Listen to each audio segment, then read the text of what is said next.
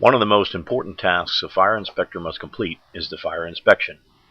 This is where the inspector can impact community safety in the biggest way by preventing mishaps and tragedies before they can claim lives and damage property. It is estimated that the total cost of fire in the United States was over $325.5 billion in 2014. This figure included the associated cost of fire prevention, fire loss, and firefighting combined. The increased cost related to fire prevention has a direct relationship to the decrease in fire loss, most markedly in human life lost from fire. As a fire inspector, your role in conducting life safety inspections contributes to the reduction of fire loss, both tangible and intangible.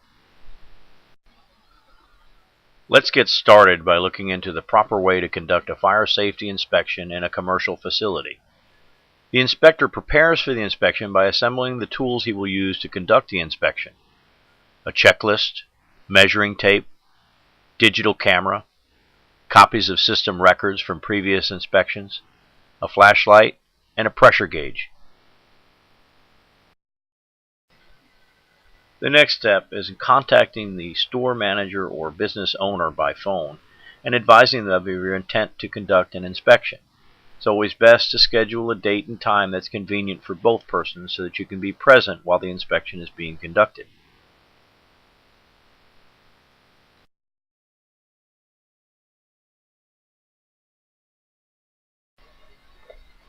After making contact with the business owner and reviewing previous paperwork that the business owner provided regarding inspections for their systems, the inspector should conduct a walk-around of the entire building, both inside and out, to observe all of the components such as exit ways, systems, fire alarm pull stations, lighting, sprinkler heads. At this time, any issues can be noted with housekeeping, blocked doorways and aisles, as well as cleanliness of floor surfaces and signage for emergency exits. Once the initial walkthrough has been complete, the inspector then conducts a systematic inspection of the building using one of the methods described in the textbook. In this case, a checklist method is employed. It should be important for the inspector to use a systematic approach to conducting the inspection so that no components of the inspection are overlooked.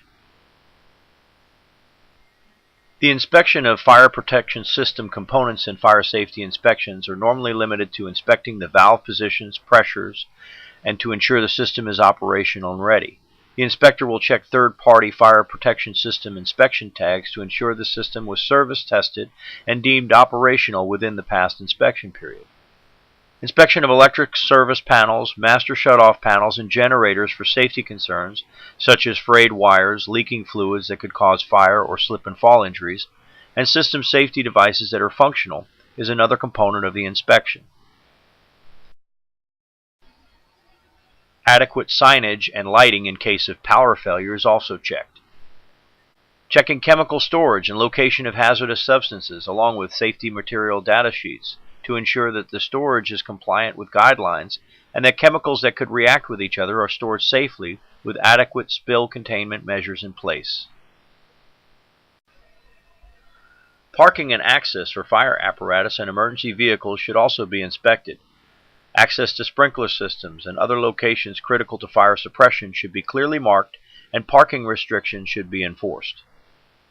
The inspector should remain cordial and respectful during the encounter. Enforcement should always be the last option when friendly direction to safe practices can be employed. The inspection is an important part of community relations and can have a profound effect on the support for the fire safety inspection and the organization's compliance with the fire safety overall. The inspector plays a critical role in representing a positive face of the fire service by their attitude and interaction with the public. The inspector also checks building diagrams and compares them with those used by responding fire suppression companies to ensure there are no discrepancies or changes since the last inspection. This helps responding crews to safely know the hazards and layout of the building when responding to the emergency.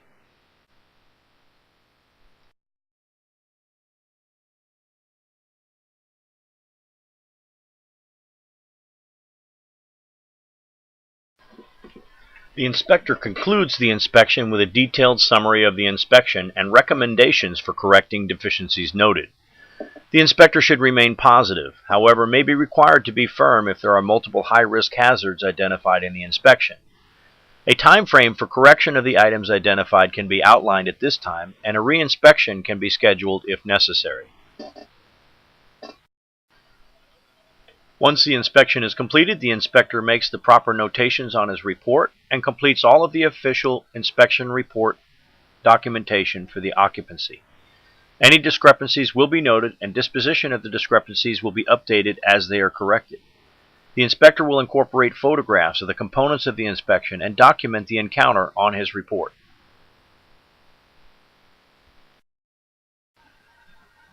The fire inspector has a tremendous responsibility to ensure the commercial environment is safe for the general public to use, recreate, shop, and conduct business as well as live in.